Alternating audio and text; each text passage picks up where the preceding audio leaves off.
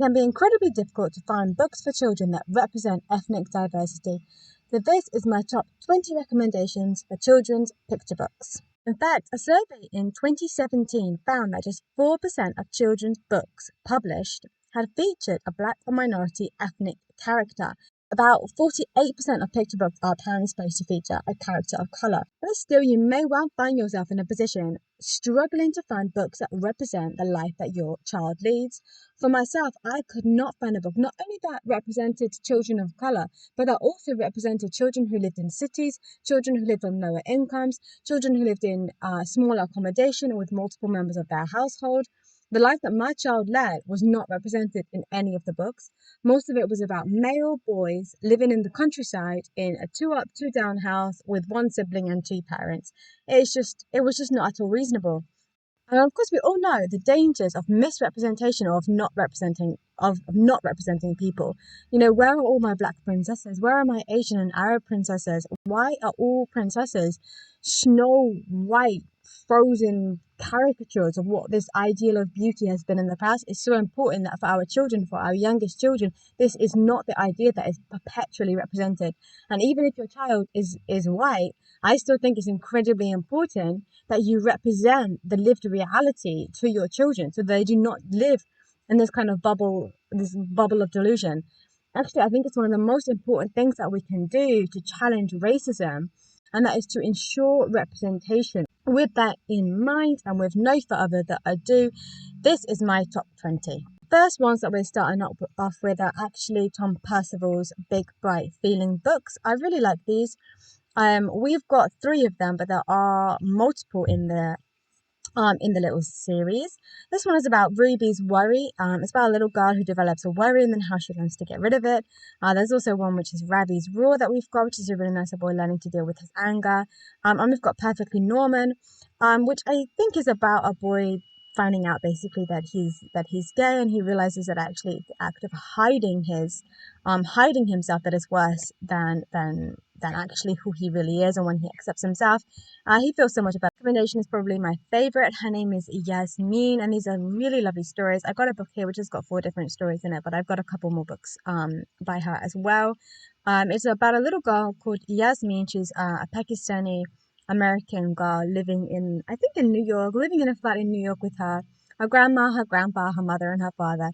And it's just their little stories of what she gets up to in her daily life, which is really sweet because it's not about her learning to wear hijab. It's just about the little stories that happen in her life, which I find particularly endearing. This book is quite a good book for babies. It's just a little introduction to Ramadan. What happens in Ramadan? What is it all about? Why do we practice it? I think it's a really nice, uplifting book. Also, it's a board book. So like I say, it is particularly good for children. This book I really like as well. It's called When Frank Was 4. It's set in Australia, so I think that doesn't really represent ethnic diversity, but we're also trying to get diversity from multiple countries around the world, like not just America, not just Britain, but to really try to expand the horizon a little bit. So this is another particularly nice one. It's called Salamatu and Kandoni. It's about a little girl who's living in a village in Ghana, and she takes care of her goat, and then the goat goes missing. It's just about what happens to her. This book is called The Word Collector. It's a really nice book. It did used to have kind of a blue cover on it, but I don't like the cover, so I took it off. It's about a little boy called Jerome, and Jerome collects words. The next book is Change Things. This is a really nice book. It's a rhyming book. Rhyming books are always and unconditionally the best. Children's poems as well are, in my opinion, much better than adult poems. It's a really lovely book about a little girl who's trying to encourage people to become the change that they want to see. So it's a lovely, uplifting book to read at night. The next book up is Sulwe. Actually, I find this book a little bit problematic to read because it's talking about a girl who is very, very dark-skinned.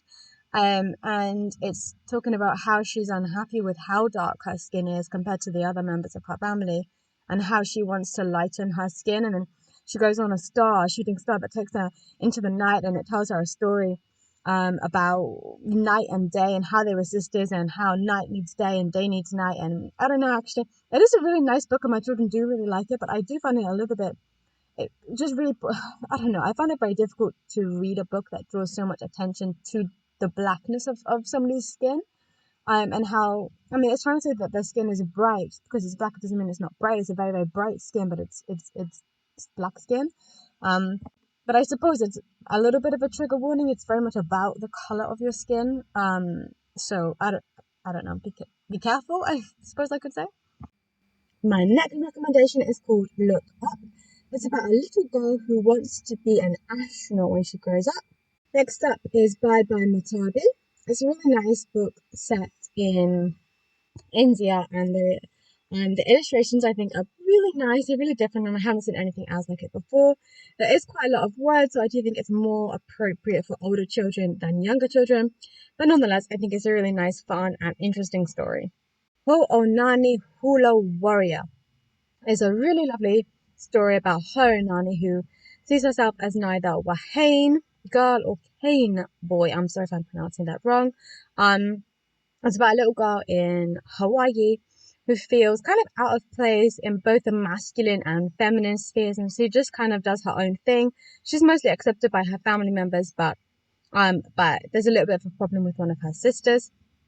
Actually, it's based on a true story, and there's even a documentary that you can watch about it. But I think it's nice if you're trying to introduce to your child the idea that actually, I think children really have this idea that men and women are not black and white caricatures, like black and white boxes. But obviously, in today's day and age, it's very much a kind of, transphobia is a big thing at the minute. So I think it's kind of nice to introduce ideas to our children at a young age that life is not like that. The next one is Please Baby Please. This is a book for babies. My second daughter, my youngest daughter, she really loved this book when she was younger. It's a lovely, repetitive, rhyming book with beautiful illustrations. I really recommend it, especially for younger children. By the time they get past about 2.5, maybe 3, they're probably not going to want to read it anymore because it is quite repetitive. Next up is The Other Art by Linley Dodd. I'm not really sure if this counts as being a book that represents ethnic diversity, but I absolutely love this book. I love actually all of the books by Linley Dodd, and I would hugely recommend them. Like I already said, rhyming books for children are the absolute best, and his are just incredible.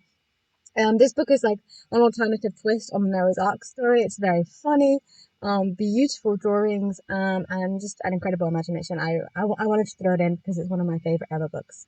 Next up is Baby High, Baby Low. This is a baby book in which children can learn opposites. Illustrations are really lovely, and they do represent diversity quite nicely. Next up is Ganesha's Sweet Tooth, and it's kind of like an alternative take on how Ganesha ended up writing the Mahabharata, which is the great epic in Hindu literature. It's a really, really lovely book, really great for children, and I particularly like the illustrations. I think that they are just fantastic. My next recommendation is Handa Surprise. I think this is a really, really nice book to read when you're really tired and you don't want to have too many words to have to go through. It's a very, very simple story with beautiful illustrations. The next one is called In My Mosque.